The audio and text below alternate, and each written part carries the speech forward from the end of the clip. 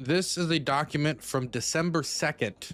In it, Russia claims to capture the key city of Pokrovsk. This is from CNN reporting on their claims. Ukraine dismissed this. And if you look at previous movements, this is from 4 days after this article was published. This is the 6th. So this is 48 hours ago. This is Ukrainian forces in northern Pokrovsk showing the flags of the Ukrainian armed forces. So that right there shows that the Ukrainians very much can still get into Pokrovsk. Now, they've been pushed out of southern Pokrovsk, and there have been reports very recently that the Ukrainians have pushed out of this area, pulled out in order to stabilize the line here. It could also be that they've pulled out because they finally got the first opportunity to pull out, because, trying to pull out when, the Russians know that the Ukrainians will want to withdraw from here eventually, because it's a very difficult position to hold. In fact, it's an impossible position to hold. But there have been some movement back in that direction. The Russians have been infiltrating all over the city, into Mirgorod itself, into the north of Pokrovsk. The Ukrainians will temporarily push back into the city center before the Russians push back into the same area. Drones will sometimes eliminate soldiers, and then people will come in, and then drones will eliminate them, and then the other team will come in. Point is, it's still a massive mess, but the Russians have not captured Pokrovsk. They've captured Pokrovsk in the same way that you've finished your meal, but you still got your peas there, you still have this there, you still have that. It's not the greatest comparison, but I guess my point is that you can still see there's quite a lot of area that they don't solidly control, and I would not be surprised if the Russians are not able to control Pokrovsk by the end of this year. And the previous Russian deadline for controlling Pokrovsk was the middle of November. The next deadline for the Russians controlling Pokrovsk is supposed to be the middle of December. So that is 7 days away. I do not know if the Russians can capture all of Pokrovsk in the next 7 days. What I do know is the Russians are going to have a hard time of it. They've been able to push forward and control more land, but they're probably going to control Pokrovsk early next year. And in order to take it, it's still going to take a lot of men dying. Because even if you can get 3 or 4 men to a position, every time you get a man to that position, you risk them getting blown up by a drone, getting taken out by an artillery piece or artillery ammunition. Every single movement is potentially deadly. So the situation in Pokrovsk is not exactly as the Russians talk about, but it is still difficult. And the Ukrainian positions in Pokrovsk cannot hold forever. It is a conversation about if, not if, but when. And the shift of the fight into northern Donetsk, as the Russians try to push into Konstantinivka and are infiltrating at the southern tip of the city, and the Russians are pushing into Seversk, fighting over the city, as they're in the city center itself as of today, as the Russians are also trying to push towards Liman. They're trying to aggress towards the fortress belt, and that is the next big stage in the war for the Donetsk region. And as we're talking about that, the Russians are preparing. Oh, hit the wrong thing. The Russians are preparing for the next stage in the war. As the Ukrainians are preparing for these big offensives and are taking them and are fighting against them with their manpower problems, the Russians are continuing to push forward, and the Russians are preparing for the war to expand. This document that I just show you here, let me read it for you. Decree of the President of the Russian Federation on the conscription of citizens of the Russian Federation who are in reserve for military training in 2026. To conscript in 2026 citizens of the Russian Federation who are in reserve for undergoing military training in the armed forces of the Russian Federation, the troops of the National Guard of the Russian Federation, rescue units, etc., etc., etc. They're taking conscripts, they're going to conscript people and train them for armed forces service. Now, this doesn't mean that all these people are going to be sent into Ukraine. In fact, using conscripts in Ukraine, even though it has happened, isn't supposed to happen, right? But if the war continues and the United States backs off and basically walks away from the table, Putin might come to the conclusion that if the war is dragging on and there isn't much time left, and because he can't maintain the war forever, there might be a use in one big push, i.e., you know what, we're going to do a mobilization. I know it'll be unpopular, but we're only going to do it for 8 months. And after 8 months, the war will truly be over, everyone, as a type of last ditch effort. Now, I'm not saying that's going to happen, but I'm saying that the Russians are increasing their military capacity and they're trying to continue to recruit more soldiers and trying to find the funds in order to fund those recruits, i.e., big payouts for people who need a financial fix. So that's happening right now in the Russian Federation at the same time that the United States is pushing its peacemaking process and getting, so far, no closer. You can dispute whether or not we're closer to a peace deal today than we were 11 months ago. I would say if we're any closer whatsoever, we are marginally closer. The biggest problems were not, oh, what's the percentage of the troop cap that Ukraine should have right now, right? That was a problem, and we've talked about that in the past. But the fact that there is going to be one was not something that was going to guarantee or not guarantee a future war. That would be something that would allow the Russians possibly to agree to a deal, but it isn't something that stabilizes a future agreement. Like there's a bunch of like deals about like language that could be made in order to get the deal across the line, but are not necessarily important for the stability of a future, to stop a future war. The main things to stop a future war were always going to be whether or not Ukraine had a stable agreement to defend themselves, i.e., NATO membership or some sort of defensive pact, or and the issue of territories. Who's going to hold what and where? Those were always going to be the big two issues, and those issues were no closer. In fact, Zelensky says no to a reported request from the United States for the Ukrainians to give up all of the Donbas region. To be clear, this includes territory that the Russians have not taken. I have been to many of these places: Konstantinivka, Pokrovsk, Siversk, Liman, Kramatorsk, Slovyansk, Dobropila. All of these are locations that the Russians have failed to take militarily, but now the United States are asking for it to be given up diplomatically. Mind you, these are also positions that have been prepared with defensive fortifications for over the last 4 years. Now, somebody can talk about whether or not those fortifications are sufficient, but those fortifications have been made. And in order to give up what is referred to as the fortress belt, to give that up to the Russians without a fight, with no long-term security guarantees as well, since neither of these things have been settled, what you could be doing is giving up your most defensible positions, giving up territory without a fight, territory that they could have lost troops trying to take, could have been costly for them, could have been a problem for them, and giving up the homes of tons of people. I mean, 100,000 people live there right now, but also hundreds of thousands of other people are displaced and are waiting to go home. So that's quite a big ask. And I thought it was going to be too much for Zelensky. And it seems like it was too much for Zelensky. And I don't know why we would reward the Russians for this type of aggression. If you're going to freeze the war, freeze the line where it is. Don't sign off on their, victory parade, and don't sign off on giving up land and displacing more people than is necessary. Not to mention, there is a point where you're rewarding them to the point of repetition, that you're making them think that this might have been successful enough that maybe we should try it again, despite all the problems. Because we did wait out the West.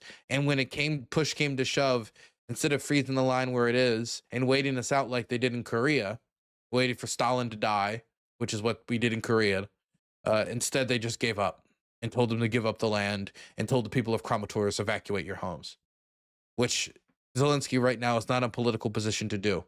And the United States thinking that using the corruption crisis in Ukraine to push this deal was going to succeed was ridiculous. Because in a situation of corruption, a situation of scandal, the presidency is going to want to batten down the hatches. They're going to want to try to defend the popular consensus, not abandon it. And to abandon Kramatorsk is to abandon the popular consensus. So Zelensky said no to this. And at the same time, Zelensky was saying no to this and figuring out a counter proposal. We got a statement from Peskov saying that the new national security arrangement that they saw that was put out not too long ago, national security strategy from the Trump administration, is to their liking. So as Zelensky was responding to an agreement asking them to give up territory that they had not lost on the battlefield, Putin's press secretary was talking about how America's new national security strategy aligns with Russia's interests. The drastic reversal compared to what was earlier under the previous administration. What do you think about it? The current administration is fundamentally different from the previous one. And of course, President Trump is strong now. Strong in terms of internal political positions that gives him the ability to adjust the concept in accordance with his vision. The adjustments that we see, I would say, they correspond in many ways to our vision. And perhaps one can hope that it can be a humble pledge towards constructive work together in search of a peaceful regulation in Ukraine, at the very least. They even confessed that NATO needs to stop expanding. They even mentioned that. Certainly, the wording is against confrontation and towards dialogue, building good relationships. That is what Putin is talking about. And it's, of course, gratifying on the one hand, but on the other hand, we know what happens when conceptually it's all very pretty. But what they see, but what they call a deep state, does everything differently. It does happen, so you closely observe. So essentially saying, oh, it all looks very pretty, it all looks very good, but you never know, the deep state might interfere. At the same time, one of Putin's top diplomats responded to the same press organizations, the same people, questions about what was going on with these agreements being made with the United States. Americans done everything for 30 years to arrange this conflict between Russia and Ukraine and became its main instigators, moved NATO closer to us, to our borders. And now it turns out America are almost the main peacekeepers. I understand that these are different Americans. The Americans that we're talking to, they emphasize in every way that they are different, that Trump is a different person. His ideology is different. Every minute he stresses that it wouldn't have started under Trump. These people are very close to Trump. They serve him. And it appears to me that they quite clearly follow his instruction. Americans broke their promise not to expand NATO. Europe disrupted the Minsk agreements. But where are the guarantees that if we agree on something, these agreements will be implemented? These Americans are swearing, what if Trump agrees on something, that it will be cast iron? We're not discussing some truce currently, but the prospect for early regulation. That's what's important in the context we're operating. So he's saying that the previous administration was untrustworthy, but Trump is particularly trustworthy, so they feel like they can make a cast iron agreement with them, even though, again, I don't feel any closer today than we were yesterday. As Zelensky was preparing to send this back, as the Russians were responding positively to Trump's new national security strategy, Donald Trump also made public comments towards Zelensky and the fact that the Ukrainians have responded not so positively to the idea of giving up the Donbas. Well, I didn't bring up the issue of the Donbas explicitly here, maybe because he has seen the polling showing that the majority of Americans do not want to make the Ukrainians give up their territory, especially territory that they currently control. Donald Trump, otherwise, irrespective of that, is talking here about how he's disappointed with President Zelensky because he hasn't even, and I quote, yet read the proposal, which is pretty hard to believe that Zelensky is just sitting on the proposal and he's just kind of like ambivalent to what's happening right now. Ukraine talks. What's your next step in Russia-Ukraine talks after last week's negotiations? So we've been speaking to President Putin, and we've been speaking to Ukrainian leaders, including Zelensky, President Zelensky. What does that mean, by the way? We've been talking to Ukrainian leaders, including President Zelensky. Does that mean we've been talking to Zelensky in his inner circle, Or does that mean we've been talking to Zelensky and opposition figures? Because there have been Occurred is previous occurred. reports about them talking to opposition. Slava Ukraini. Yellow heart, blue heart, yellow heart, blue heart, yellow heart, blue heart, yellow heart, blue heart, yellow heart, blue heart. Hey, thank you so much for the 20 Canadian. This is the biggest donation in the stream. I really appreciate that, buddy. Slava Ukraini, Hiram Slava. Thank you, thank you. Thank you, Martin. But I don't know if this is them referring to an instance where, you know, he's talking to the opposition, trying to build, you know, opposition to Ukraine, you know, I mean, to Zelensky, under the idea where JD Vance wanted to initiate this pressure campaign now to utilize the corruption scandal. And so the idea is, look, now is the time when you're weak. We can move against you domestically.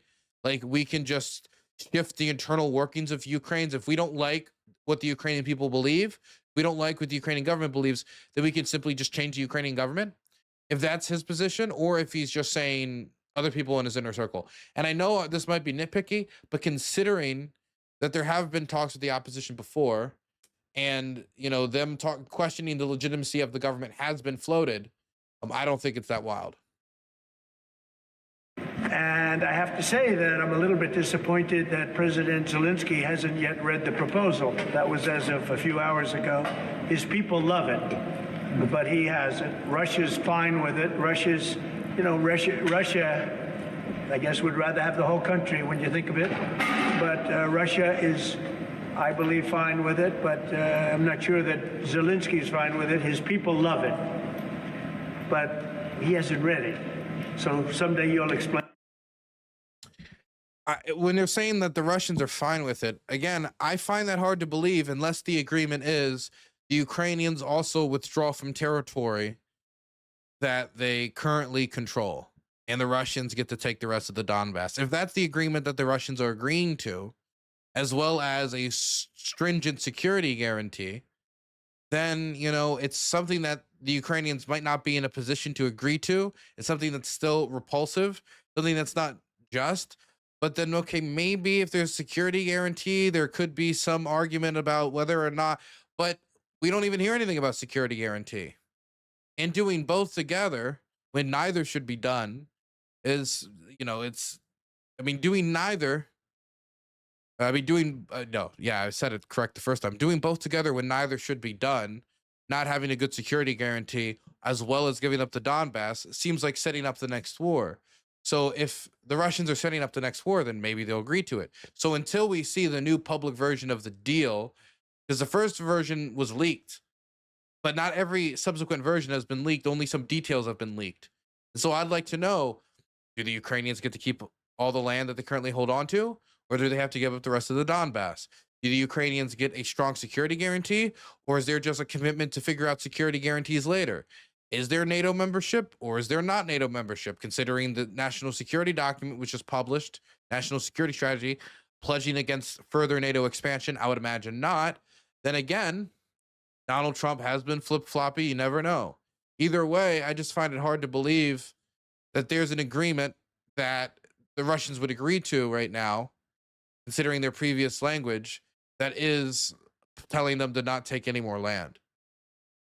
So I just find this really hard to believe. I find it hard to believe. And we do know that in the last 24 hours, the Ukrainians have sent a counter proposal back to the United States. This is after Zelensky had a meeting with Merz, Macron, and Merz being the German leader, of course, Macron being the French leader, and of course the Downing Street hero himself, the most popular man in the United Kingdom, British Prime Minister Keir Starmer. He had a meeting with all three of them, and there was a few messages that we got out of that meeting. Let me read a few of the quotes that I think were the most notable. The coming days could be decisive for all of us. The destiny of this country is the destiny of Europe. That's from the German Chancellor Merz. Nobody should doubt our support for Ukraine. And this is what we firmly stand behind. I'm skeptical about some of the details which we are seeing in the documents coming from the US side. Now over to Macron. I think we have a lot of cards in our hands. Over to Zelensky. Our team came back, and I think they will brief us about the last talks with Americans and after our talks of Americans with Russians. the disarmer. If there's to be a ceasefire, it needs to be a just and lasting ceasefire. Matters about Ukraine are for Ukraine. At the same time, the EU Commission head, Ursula von der Leyen, called for the seizure of frozen Russian assets, which is a big issue being debated in Brussels right now, which the Belgians are not a huge fan of. Calls for the seizing of these assets in order to fund Europe's self-defense and Ukraine's survival, calling it a reparations loan. So Zelensky is trying to coordinate European support. He's trying to finally get his hand on those Russian assets that have been talked about for years now, but they haven't done it for years. Will they finally do it now under pressure? The hope is that the increased pressure will make them do what they previously were unwilling to, in order to show that this really is a security priority of Europe, that the possible repercussions down the line when it comes for who could be left with the bill, whether it could be left with the Belgians or others when it comes to seizing these assets, whether or not it has an effect on the trust certain people want to have when putting their money across Europe. I would say, hey, put your money in a country when your government's invading nations and conquering them. You might lose your money. If your country invests in a country and then invades another country and commits horrible crimes, they might lose their money. My suggestion would just be not to do that. Maybe you'll keep your money, but other people have other viewpoints. And so this is something that's being debated. Hopefully the pressure will push it through.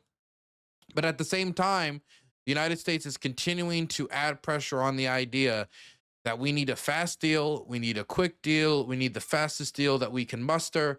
And instead of continuing to put pressure on the Russians, the pressure right now is being hoisted on the Ukrainians. And I think one position that is probably shared with some in the administration was expressed by Donald Trump Jr. recently while talking at a conference. Got to witness. I was this summer with my beautiful girlfriend Bettina in Monaco, and we were driving around, and on an average day, 50% of the supercars, the Bugattis, the Ferraris, the this, all had Ukrainian plates. Do we think that was actually earned in Ukraine? I'd been to Ukraine 20 years ago. It wasn't like there was a plethora of wealth there. And yet, you see the number two there getting arrested for stealing hundreds of millions of dollars. You hear all the rumors about what's going on. When I see every license plate on a supercar in Monaco being Bugattis, the rich fled. They let what they believed to be the peasant class fight these wars.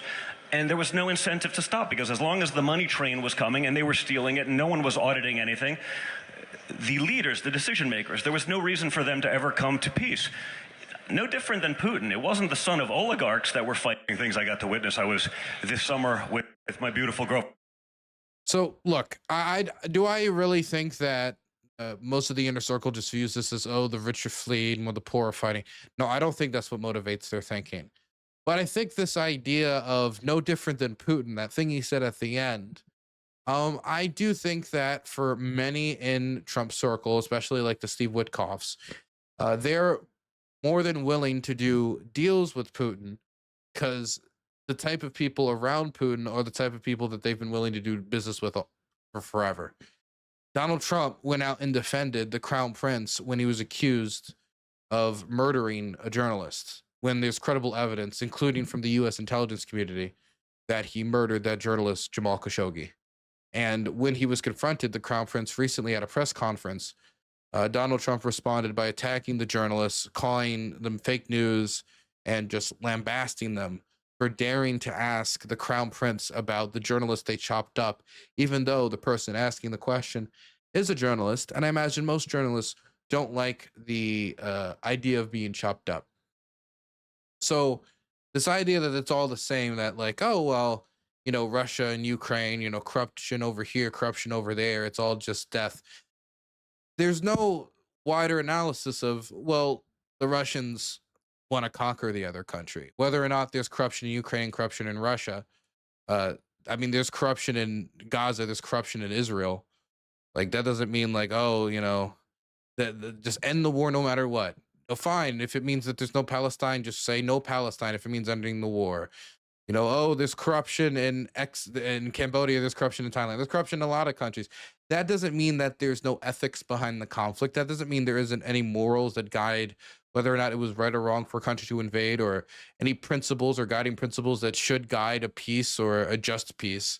It's just a very shallow, one-sided view of the war, both war in general, but especially this war, because I don't really see this repeated when talking about other conflicts. It's never, you know, the corruption in Israel, and you know the horrible continuation of the violence. We need to stop all the weapons flows, or oh wow, the just terrible destruction that's going on over in Indonesia. We need to make sure that none of our weapons can go over like, this is not something that's shared in all of these other contexts. This is very contextual. I mean, it's very situational, the use of this type of language.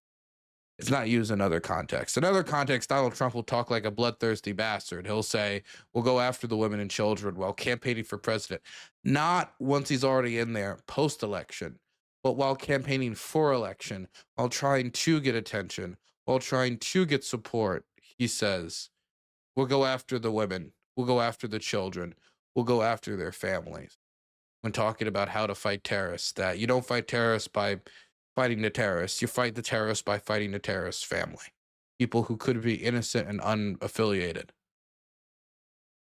So it's, I don't really think that it's necessarily the humanitarian concerns here and the worry for the Ukrainian peasant class. I think that once again, Donald Trump Jr., Jared Kushner, and the people in Trump's immediate circle see this deal-making process as a way to make money. They see the mining opportunities in Russia, and they see that as a way to make money. They see these ideas that are being thrown around by Kirill Dmitriev of all the economic and infrastructural deals that could be made energy-wise, all of the space programs, and all of just the consummate wealth and corruption that's going on over in Russia. And I think they think, and when I say consummate wealth, I don't mean to say that Russia is a gigantically wealthy country that could benefit the United States.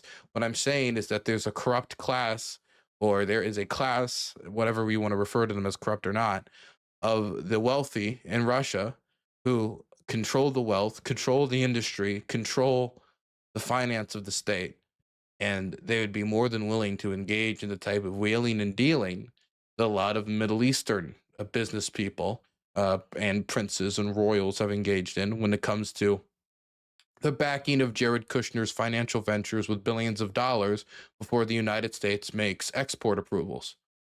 And I think the Russians are very willing to make that type of wheeling and dealing with the Trump family. And quite frankly, they might have more capacity to do it than the Ukrainians do. And that is something that concerns me quite a bit. Also, listen to what Trump posted on Truth Social. Impotent Europeans can only fume as Trump rightly sidelines them from Ukraine deal. If you push the Ukrainians into the sideline when it comes to making the terms here, i.e., you know what? You may or may not get to keep the land that you currently hold on to. That's going to be a problem. But it's also going to be a problem if where the war is happening, if the people where the war is happening on the same continent are not included in the agreement to stop a future war on the exact same continent, while at the same time, the underpinning security architecture that Trump has offered to stop a future invasion, with nothing else so far, has just been either European peacekeepers in Ukraine, which was his best deal, which he then backed off of because of course he would, and then just Europe being the ones who have to bankroll the future defense. They got to bankroll the increase in defense spending. They have to bankroll Ukraine's defense. They have to bankroll Ukraine's weapons purchases. They have to bankroll everything. They have to provide the manpower. They've got to provide the boots on the ground. They've got to provide the money. They've got to provide the expansion. They've got to provide investments in domestic industry, while also expanding investments in American defense industry. They've got to do all this stuff, while also they need to not be at the table. They need to be basically the entire centerpiece of this deal succeeding while also putting immense hope on the stability maintaining after we put up all these business deals. But also, they're not going to be at the table. Part of the reason why the Congolese deal that Trump made failed was because M23 was not at the table. And so you made a deal with Rwanda, made a deal with the Congo. You didn't make a deal with M23. And so they continued to skirmish. Congolese militias responded. Deal fell apart. I mean, it's not exactly word for word the same when we're talking about Thailand and Cambodia, but it's pretty similar. In Thailand and Cambodia's case, they did negotiations, and while it didn't have to be with like, hey, this extra third party wasn't included in negotiations, but without dealing with the finer details, which is the same problem, they weren't able to settle the disputed temples, the disputed land. They weren't able to settle this decades-old problem, and so it came back, it kicked up again, and it was a problem. And so if Trump is going to negotiate this without the Europeans, while also expecting them to pick up the bucks in order to solve this war from happening again and, you know, do reconstruction while the United States profits from it, you got to expect them to want to be included in conversations. And if they're not included in conversations, then expect them to not support it and expect them to offer either counterances, other deals, other pathways, or even resistance, which I would not be surprised if in the coming days that increases.